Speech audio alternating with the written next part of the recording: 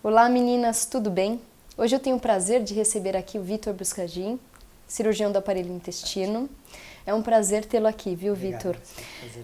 Vamos falar um pouquinho, Vitor, sobre os sintomas intestinais na portadora de endometriose. Por quê? Aquela portadora de endometriose que tem endometriose intestinal, muitos sintomas são os normais. Cólica menstrual, dor para ter relação, dor para fazer cocô e alterações das fezes no período menstrual. Às vezes umas fezes mais pastosas, às vezes constipada. Vitor, qual é a importância do cirurgião neste sentido, da avaliação dos sintomas?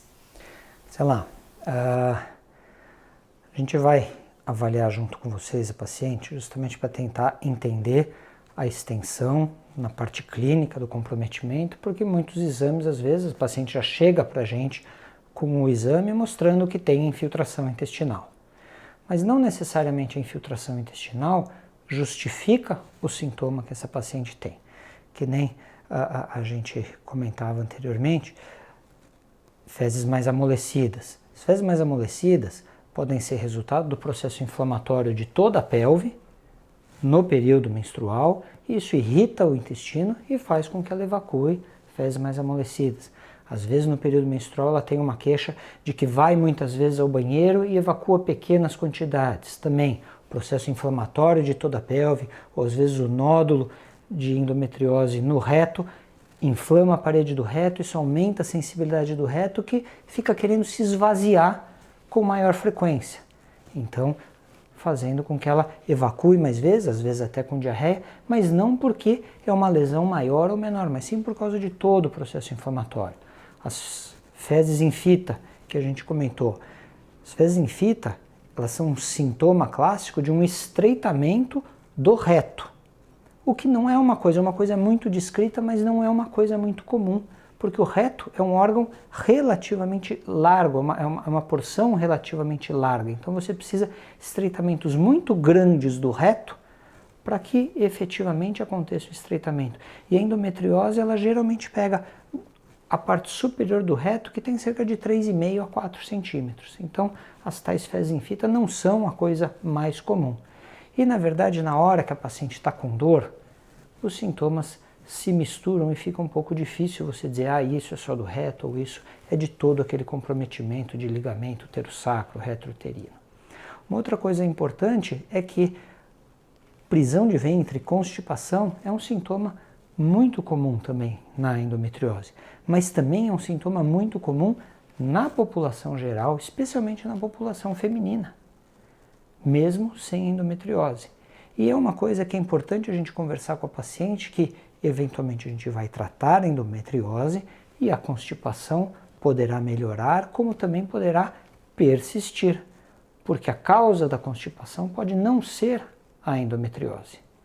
Então, ao longo do tempo, alguns meses, até 6 meses, a gente observa se houve melhora ou não por conta da cirurgia, e se a constipação persistir, a gente vai investigar se é alguma coisa relacionada com a cirurgia, eventualmente um estreitamento da anastomose, da emenda do intestino, se isso aconteceu, ou se tem outras causas. Algumas pacientes têm o que se chama de uma constipação funcional, o próprio intestino é que não contrai, não tem os movimentos, outras têm o que se chama de uma constipação terminal ou obstrutiva, por alguma falha no mecanismo da evacuação.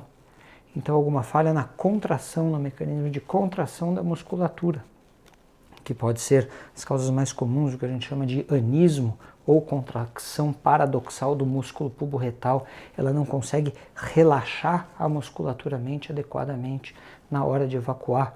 Então vem a força de cima, mas ela não relaxa, o cocô não consegue passar.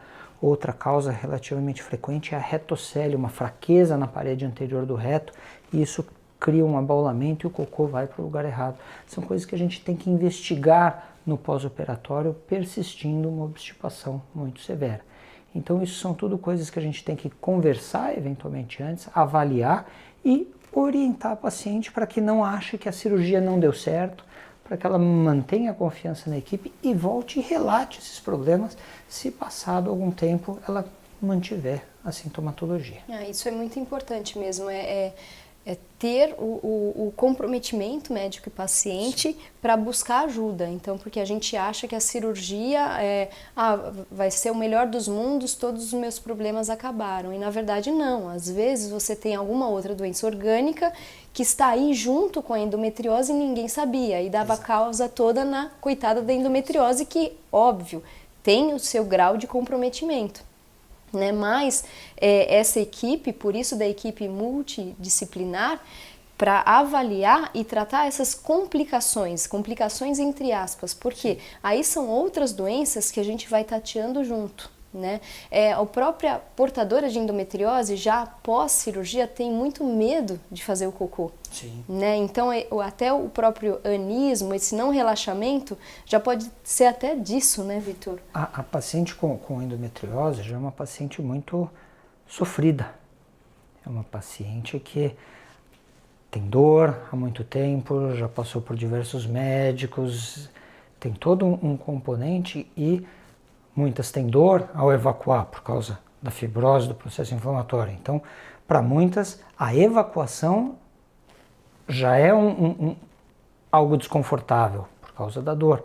E isso, mesmo você diminuindo a dor com a cirurgia, ainda fica aquela cicatriz, aquele medo, aquele trauma. Então, às vezes, isso precisa ser trabalhado. No caso do anismo, que é essa contração paradoxal, uma vez diagnosticado, o tratamento sequer é medicamentoso, sequer é cirúrgico. O tratamento é como uma espécie de terapia, chamada biofeedback, que é um tratamento fisioterápico, onde você vai reorganizar a sua mente, os seus reflexos, e uma vez retreinado, a coisa funciona novamente. Por isso, meninas, é importante e imprescindível vocês detalharem todos os sintomas, seja no pré-operatório, no pós-operatório, depois num controle com o seu médico, para ele sim te orientar e ter as devidas proporções e necessidades de tratamento.